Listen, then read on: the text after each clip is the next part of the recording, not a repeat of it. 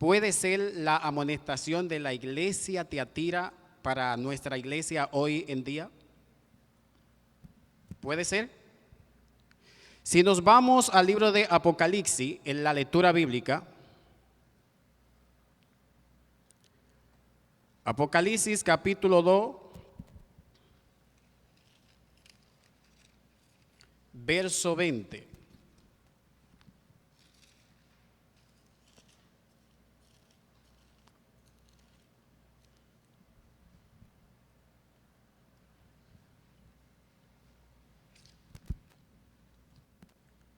Apocalipsis 2:20.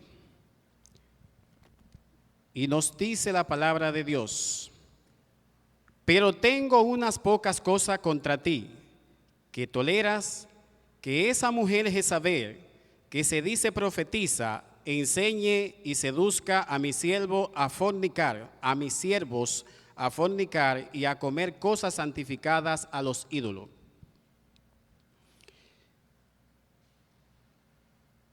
Si hablamos aquí, bíblicamente hablando, Jezabel, ¿quién era Jezabel? Según la Biblia, Jezabel era una prostituta, una ramera, era una mujer vil que el rey Acab, rey de Israel, la tomó por mujer. Esta mujer era adoradora de Baal, una mujer ramera impía, adoraba imágenes de Acera. Si nos vamos a Primera de Reyes, capítulo 16, versículo 31 al 33. Primera de Reyes 16, capítulo 31, verso 31 al 33.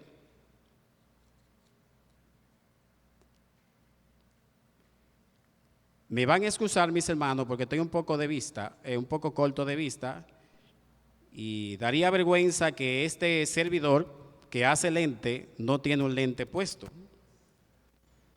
Primera de Reyes,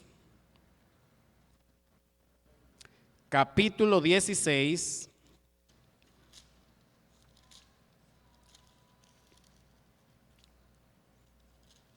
versos del 31 al 33.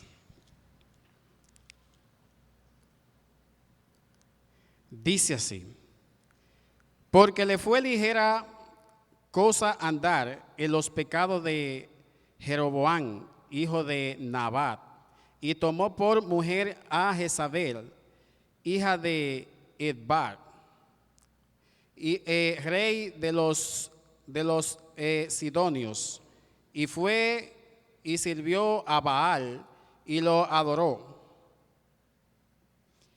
E hizo altar a Baal en el templo de Baal que edificó en Samaria. Hizo también Acab una imagen de Acera, haciendo así Acab más que todos los reyes de Israel que reinaron antes de él, para provocar la ira de Jehová de Israel.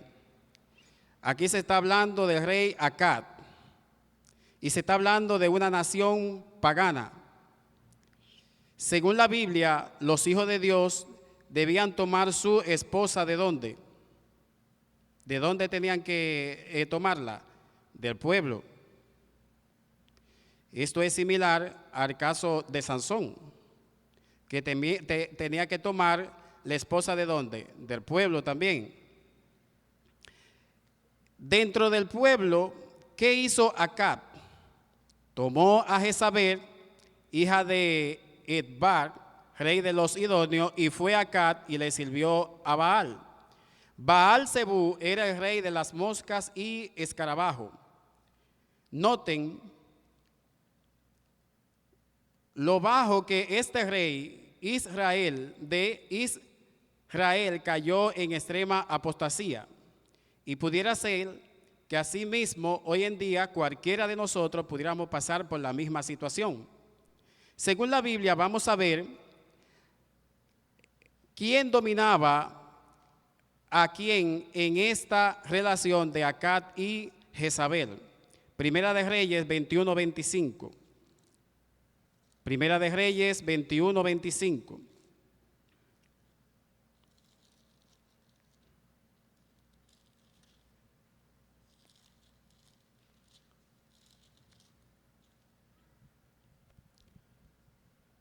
Y nos dice así la palabra de Dios. A la verdad ninguno fue como Acab.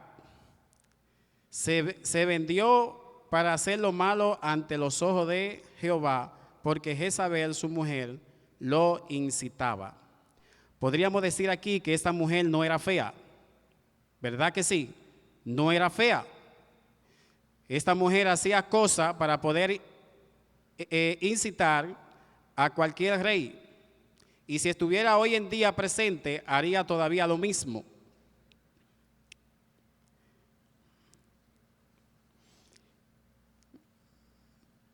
¿Qué pasó aquí?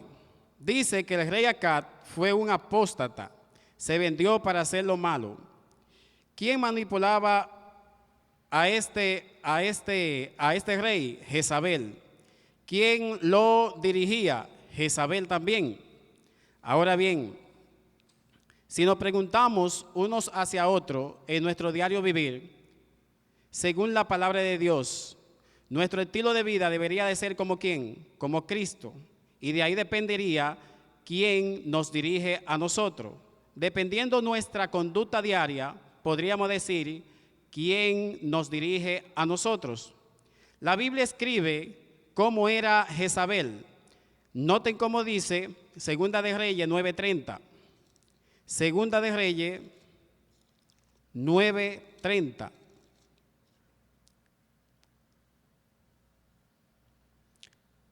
Dice, vino después Jehú a Jezreel, y cuando Jezabel lo oyó, se pintó los ojos con antimonio, que esto quiere decir, antimonio, se está hablando de pintura, según el diccionario, pintura, maquillaje, etcétera.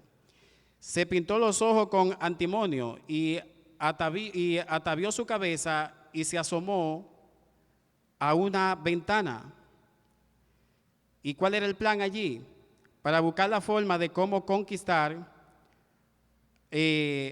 a Jehú. Pero ¿qué sucede? Aquí nos damos cuenta que el maquillaje viene de Jezabel.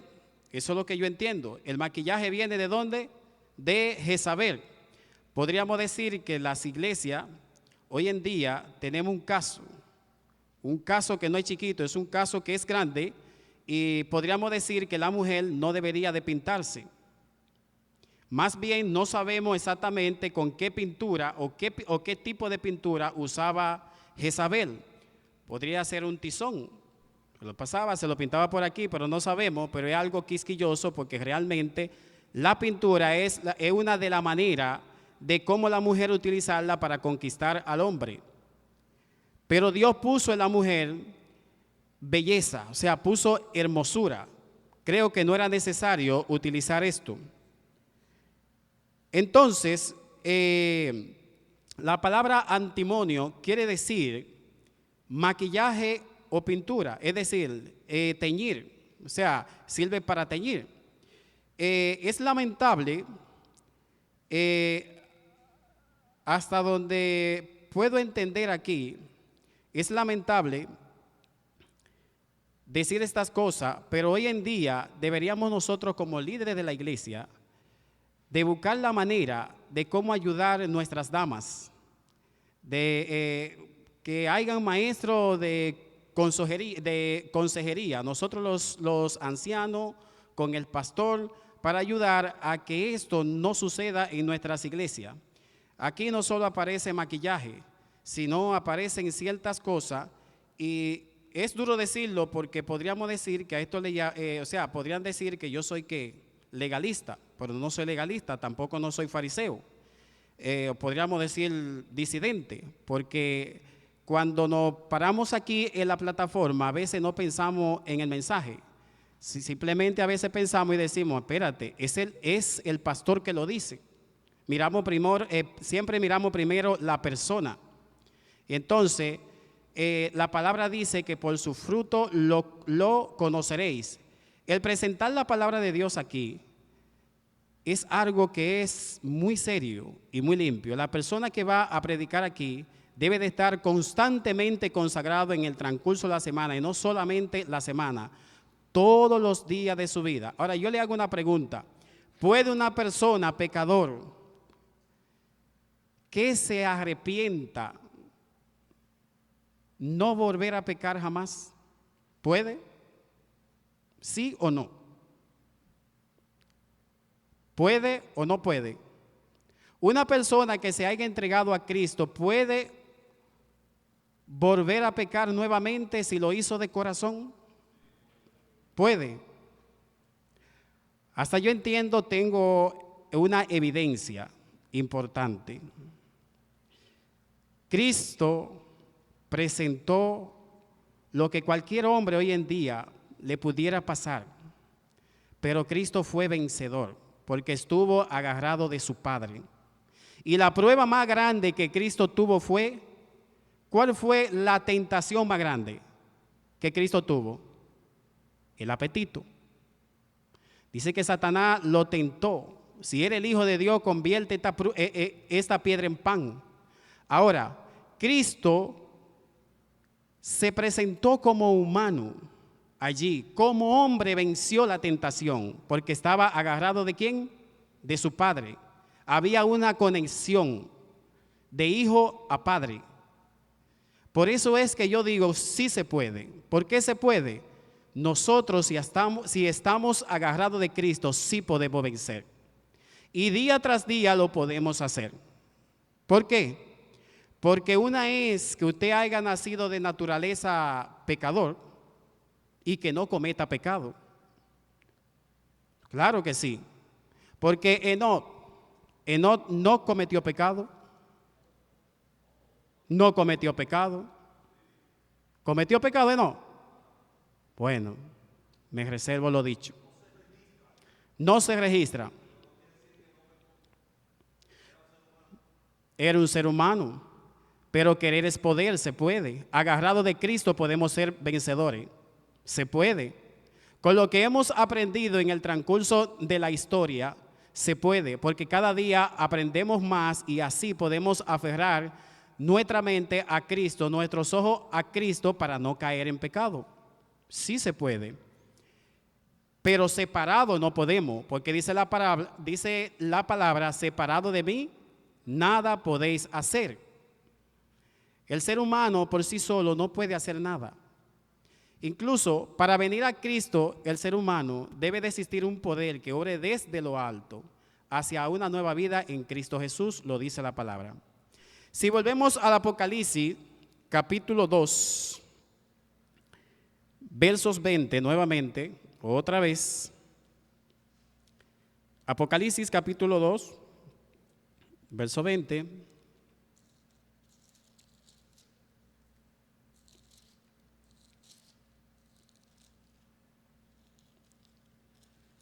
Nos dice, pero tengo unas pocas cosas contra ti, que tolera a esa mujer Jezabel, que se dice profetiza, que enseña y seduzca a mi siervo a fornicar y a comer cosas santificadas a los ídolos. La palabra tolerar, es bueno saber lo que significa. La palabra tolerar significa no decidir nada, quedarse callado, permitir que se haga eso y eso que se siga haciendo. ¿Saben qué ha hecho la Iglesia Católica? O sea, ¿qué ha hecho la Iglesia Católica a los hijos de Dios con el paganismo?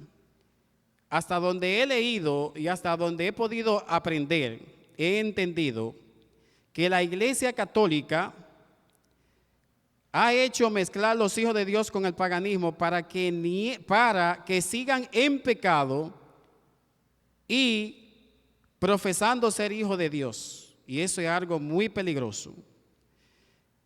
De manera que el diablo hace de su trabajo que en vez de que la iglesia irse al mundo, traer al mundo a la iglesia y sigan en pecado y sigan en pecado y profesando ser hijos de Dios. Es así de esta manera que el papado hace su trabajo, hace su papel en las iglesias. Pensándolo bien, en la iglesia adventista, porque debemos ser claros, debemos ser humildes y debemos entender que el pecado no solamente se presenta allí con aquel rey. Aquel rey sabía lo que estaba mal y sabía lo que había hecho. Entonces, es vergonzoso, y ustedes me excusan lo que voy a decir, es vergonzoso, y con los conocimientos que tengo desde muy niño, aunque todos tenemos un conocimiento de la palabra diferente en cuanto a lo que hemos leído, la palabra de Dios y también el espíritu de profecía, y por eso no comparto ciertas cosas y me lo reservo, pero hay cosas que tengo que decirla, aunque sea llamado por mi pastor Alessandro Sánchez. Lo reconozco que es así, pero tengo que decirla. Desde muy niño a mí se me enseñó que, y no sé si seguiré siendo así, pero el Señor sí me ha hablado y entiendo que el Señor no se equivoca. Desde muy niño se me enseñó que debemos tener cuidado con las fiestas paganas, las fiestas tradicionales. Creo que voy entrando en materia para que se entienda hasta qué punto voy. Es vergonzoso, y lo veo vergonzoso y lo seguiré viendo vergonzoso, que nosotros como adventistas del séptimo día pongamos, yo no lo veo bien, pero sí que pongamos un arbolito, un pesebre, en un tiempo pagano. Ustedes dirán que el hombre se está alimentando por ahí. No me estoy alimentando. Es que desde muy niño se me enseñó esto. Y entiendo que esto es paganismo. Yo respeto, pero no sé si ustedes me entienden. No pienso hacerle daño a nadie.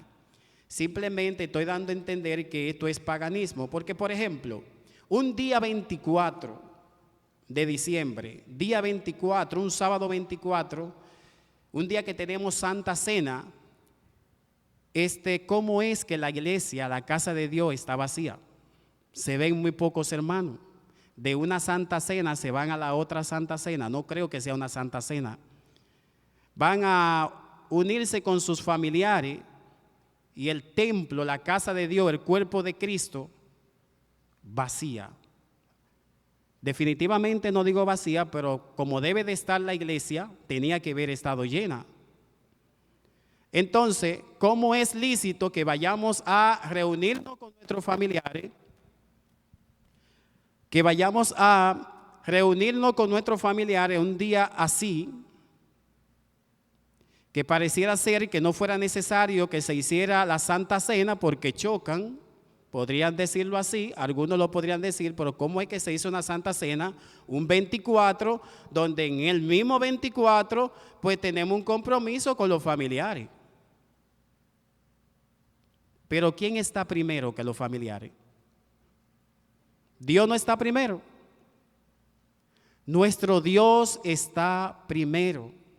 Y dice la palabra, todo aquel que dejare padre, hijo, hermano, por causa de mí, el fin es que por ahí se va, mis hermanos, y tenemos que tener cuidado con esto. En estos tiempos paganos, donde se hacen fiestas y fiestas, donde muchos están esperando estar allí como glotones en una mesa, reunidos con la familia, tenía que estar llena la casa de Dios. Tenía que estar todos aquí en la casa de Dios adorando a nuestro Dios. Entonces, estamos celebrando cosas, estamos haciendo cosas inadecuadas que no deberían de suceder en la casa de Dios. se hacen celebraciones del pesebre. Y aquí se está presentando, si le digo lo que esto significa, se van a quedar asombrados. Y todos sabemos el significado de estas cosas. Y aquí no se está hablando, esto es idolatría, mis hermanos. Y si así fuéramos a hablar y presentaríamos, ¿qué sucedió con aquel pino cuando Elena habla de aquel pino? ¿Qué sucedió en aquel tiempo? Pudiéramos ser más claros y decir las cosas. ¿Qué sucedió en aquel tiempo? Allí había un problema. Y allí el pino era para llevar ofrendas al arbolito. Ofrenda. Y no fue de continuo. ¿Cómo así no fue de continuo? No fue para que se siguiera poniendo el pino. Simplemente fue por una necesidad. ¿Sí o no? ¿Fue por una necesidad, sí o no? Fue por una necesidad. Pero lo han llevado continuo como si fuera el día de reposo continuo. Ahora bien, ella dice que no sería problema honrar a nuestro Señor Jesucristo todos los días, no solo un día, pero no hacer esos tipos de cosas que se hacen.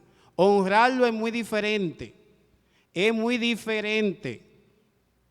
Si tan solo yo saber que Cristo nació hoy y eso me salvaría, honrarlo porque nació hoy, solo hoy, yo esperaría 364 días esperando ese día para que Cristo me salve. ¿Sí o no? O sea, Cristo debemos de ¿qué? De honrarlo diario. Amarlo diario, buscarle a tiempo y afuera de tiempo, en las buenas y en las malas, así como cuando dos personas se casan, dicen que deberán estar unidos uno hacia el otro en la buena y en la mala. Y nosotros hacemos un compromiso con nuestro Dios aquí atrás, hacemos un pacto y es lamentable que a veces muchos simplemente salgan mojados. Y nosotros como adventistas del séptimo día, inmediatamente vino Cristo cuando el bautismo, cuando Juan el Bautista estaba bautizando, aquí se completa todo. Ya somos bautizados ¿con qué? Con agua y espíritu. Recuerden que Juan el Bautista bautizaba y presentaba el arrepentimiento y faltaba ¿qué? Ser bautizado en el nombre del Hijo, en el nombre del Padre y del Espíritu. Pero era sobre arrepentimiento nada más. Cuando nosotros salimos de aquí transformados, mis hermanos, se sabe que es una lucha. Es una lucha grande. Y dice el Señor que no podemos amar más al mundo que a Él. Todas estas cosas pasan, pero Cristo permanece para siempre. Y nuestro galardón está ¿dónde? Está en el cielo. Está en el cielo. ¿Qué hacemos buscando aquí en fiesta pagana y haciendo cosas que realmente no estamos dando buenos ejemplos a nuestros hijos, a nuestros jóvenes? Es algo que realmente hasta se me sale la lágrima cuando mis hijos llega el tiempo de la supuesta Navidad y ellos ven esos bombillitos, dicen ellos, mami, papi, pero esto es antibíblico. No se encuentra en la Biblia. Ellos mismos lo dicen, nosotros no se lo hemos dicho, ellos mismos dicen que eso es antibíblico. Y yo he llevado desde mi niñez, como a mí me llevaron a mis hijos. Quizás sea un padre un poco violento en cuanto a eso, y creo que no. Debemos de ser más fieles cada día a nuestro Dios. Los rectos son los que van a entrar al reino de los cielos. Y debemos de enseñarle a nuestros hijos lo que deben saber. Porque entonces lo que nosotros le enseñamos, dependiendo de lo que nosotros le enseñemos a nuestros hijos, sea bueno o malo, ellos se lo van a enseñar ¿a quién? A los demás. Y seguirán ese camino, si es malo y si es bueno, por igual. Entonces al final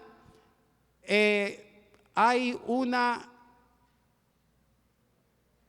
recompensa para ambos lados. Y para recibir la mala recompensa, es mejor recibir la buena recompensa. Es vergonzoso cuando ponemos estos arbolitos, porque cuando sabemos de la historia de Nimrod, si nos vamos por ahí, no terminamos, mis hermanos. Y es una historia que se la saben todos los adventistas. La historia de Nimrod, cómo se comenzó la Navidad y de dónde viene la Navidad. Si pudiéramos descifrar cada letra de la Navidad, qué significa cada letra, se quedarían asombrados y por el tiempo no vamos a terminar.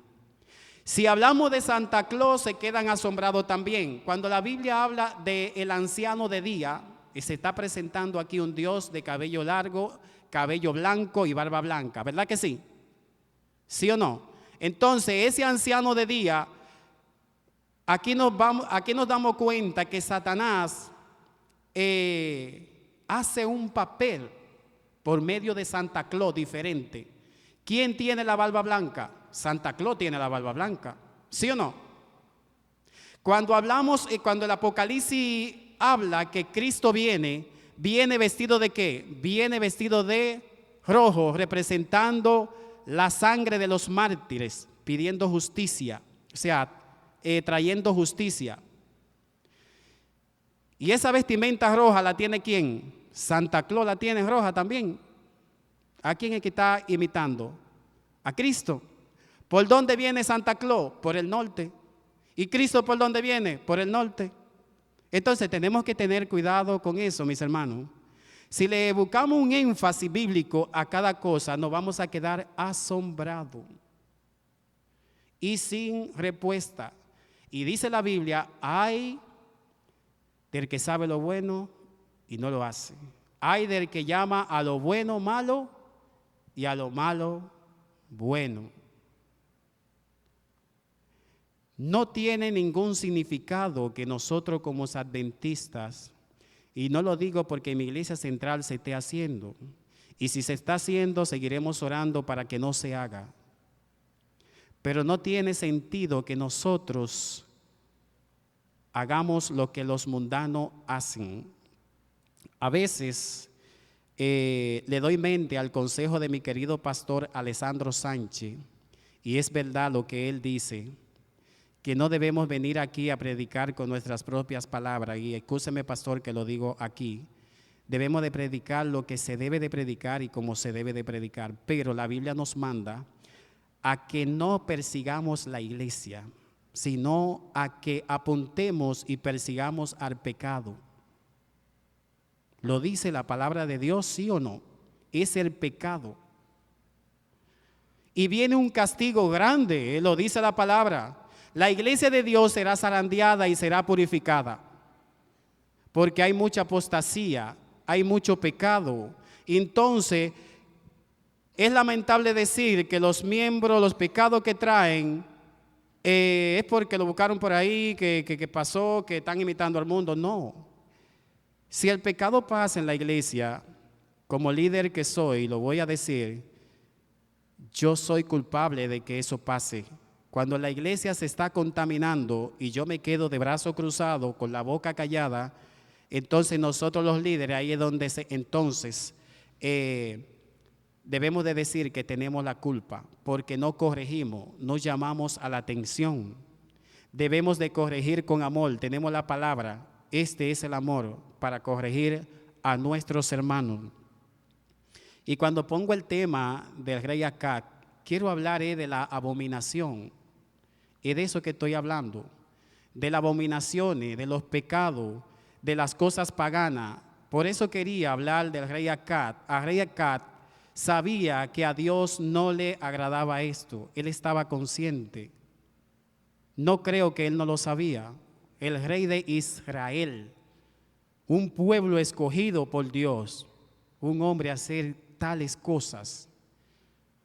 Entonces, nosotros como representantes en este mundo que estamos presentando a Cristo, el Espíritu Santo viene a nosotros y nos utiliza como instrumentos para llevar la palabra de Dios por doquier, adentro, afuera, vía aire, de todo tipo de forma. Tenemos que tener cuidado, no nos podemos callar. Debemos alentar al pueblo que se mantenga firme haciendo la obra, dándole importancia a las cosas que a Dios le agrada. Dándole la importancia ¿qué? A las cosas que a Dios le agrada. Porque a fin de cuentas vamos a dar cuenta a Dios cuando llegue la hora del día donde todos vamos a dar la cara. Nada se quedará impune. Por eso debemos de ser sinceros. No ser sincero con mi hermano y callar lo que yo creo que está bien cuando las cosas están mal. Sino responderle a mi hermano con un Cristo está, con mucho amor. Cuando las cosas están mal, decirle con mucho amor, dice la palabra de Dios, que debemos trabajar así, así, así, que debemos de obrar así, así. A mí mismo personal, mis queridos hermanos, he chocado con algunos hermanos que me han dicho, tú eres legalista. Incluso hasta miembros de aquí y con dirigentes que se han apegado a mí por la forma de las cosas cuando entramos en una comunicación, que las cosas deben de ser así, me dice que no, que es así, yo digo no, pero la Biblia dice que es así. Entonces, es duro que hasta cuando en una junta no hay confianza, queremos buscarle la quinta pata al gato para cómo acusar a un hermano y decir, no, ese hermano no puede tener ese cargo. La última palabra, mis hermanos, la tiene Dios. Dios puso por cabeza aquí, como la mayor cabeza, a ese señor que está ahí sentado. Y se llama Alessandro Sánchez, nuestro pastor. Todavía el pastor dice, no, ese hermano hay que ponerlo ahí, pero lamentablemente el pleno ya da la última palabra. Eso es así. El pleno. Pero Dios es el que sabe. Si un hermano no quiere el pleno, Dios pone que el pleno diga que sí. ¿Sí o no?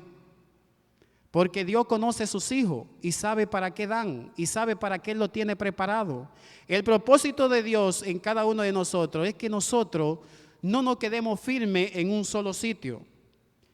Que nos podamos mover de aquí para allá y de allá para acá, pero no es con la mente cerrada, sino predicando. Cristo no ha llegado, mis hermanos. ¿Saben por qué Cristo no ha llegado? Una vez nosotros sacamos a Cristo de la iglesia, y lo voy a decir, aunque duele. Léanse un libro que se llama Lo que todo adventista debe de saber, de 1888. No es solamente de 1844. Este pequeñín que está aquí, este príncipe, me siento ser un príncipe ante los ojos de Dios, aunque a veces somos despreciados de las gentes, pero el Señor dijo que de todo no pasaría. Ha leído mucho desde muy pequeño. Yo me crié en un hogar que, aunque sufrí mucho, no me crié con mi padre, sino me crié con un padrastro. Sufrí demasiado. Mi padrastro me tomaba y me tiraba al piso, chocaba con el piso, me trataba como que era una basura. Mi madre sufrió demasiado, pero aún así él era adventista. Y es duro decir esto por aquí porque en las redes sociales lo ven, pero al final, con las maravillas que Dios tiene, con las cosas grandiosas que Dios tiene para nosotros, Dios permite la cosa con un propósito. Con un propósito. Pero allí, con aquel padrastro, yo aprendí mucho. Tenía alrededor de 136 libros, recuerdo. Y mi libro favorito era El Hogar Cristiano, justamente de lo que estoy hablando aquí. Las reviews eran 9 de diciembre del 1893. Habla con respecto a esto. Con respecto a esto habla.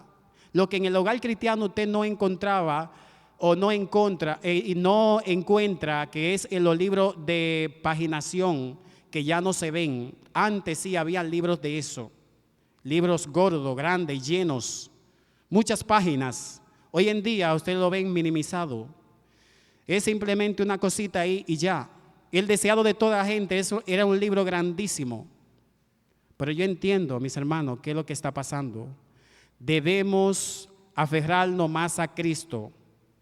porque los tiempos que nos quedan, nosotros, si nos aferramos más a Cristo, podemos terminar la obra.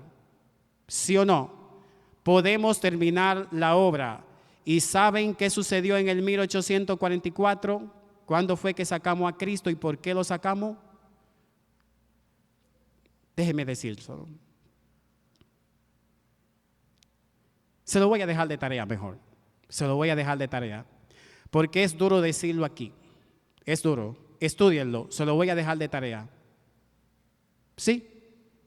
Porque no todo podemos decirlo. Es bueno que siempre lo estudien. Y después que lo estudien se van a dar cuenta. Entonces, cuando sacamos a Cristo en ese tiempo, creo, cuando sacamos a Cristo de la iglesia, Cristo no se fue, nosotros lo sacamos. Cuando sacamos a Cristo de la iglesia, es posible que ya en la época en la que estamos, ya Cristo hubiera venido. Ya hubiera venido Cristo. No sabemos el día y la hora, pero ya hubiera venido porque ya el mensaje ya estuviera predicado a todo el mundo en esta generación, como dice nuestro Señor Jesucristo en San Mateo 28, 19 y 20. Pero mientras no afinemos nuestro hogar, nuestra casa, nosotros como cabeza seguiremos siendo lentos. Afine su esposa, afine sus hijos y el Señor seguirá luchando en sus vidas. Y usted verá que en su trabajo, en la escuela, donde quiera que usted esté, el mensaje será llevado, no se quedará callado. A veces vivimos contentos, pero no estamos dando lo que se merece, lo que merecemos dar o lo que tenemos que dar. Por eso tenemos que tener cuidado, porque no todo lo que usted cree que brilla es oro. Yo soy una persona, mis hermanos, que tengo un carácter, yo entiendo, un poco duro.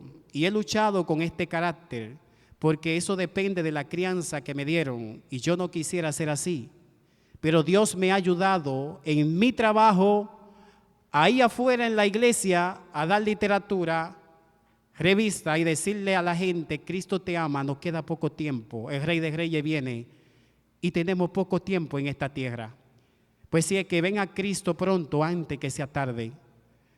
Estamos en una encrucijada y es un tiempo muy corto, todo se ha cumplido, falta poco para ver al Rey de Reyes. Entonces nosotros no podemos avergonzarnos de esto, tenemos que hablarle a las personas de Cristo.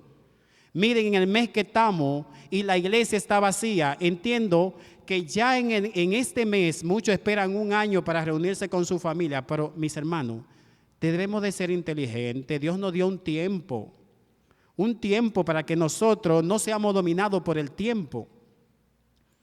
Un cristiano debe de ser organizado. A veces fallamos, pero es porque quitamos la mirada de Cristo. La mirada a Cristo. Cuando nosotros quitamos nuestra mirada de Cristo, que la quitamos, las cosas nos salen mal. Lo digo porque a mí mismo, cuando estoy haciendo mucho lente, que me siento muy apurado y estoy cansado, bajo la cabeza y digo, Señor, ayúdame porque no veo ni siquiera los tornillos y estoy cansado y quiero irme a casa. Pero son bendiciones. Tenemos que tener paciencia porque Dios nos creó perfecto, y al saber la historia que sucedió por nuestra caída de nuestro primer padre, debemos de ser inteligentes después que sabemos la historia. Debemos de cuidarnos de no pecar más, de tener todo al control, pero el control lo tiene Dios. Pues si no, al control de la mano de Dios en el timón, agarrarnos ahí para que todo nos salga bien. Entonces, mis queridos hermanos,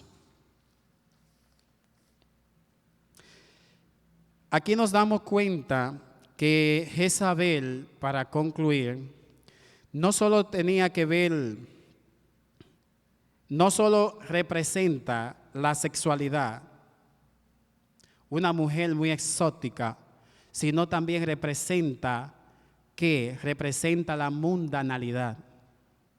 Y es duro decir que Babilonia está dentro de la iglesia, pero en verdad es necesario que el trigo y la cizaña estén juntos, lo dice la palabra. El trigo y la cizaña es necesario que estén juntos, porque posiblemente la cizaña llegue a ser trigo, pero no nos podemos dejar que dominar por la cizaña.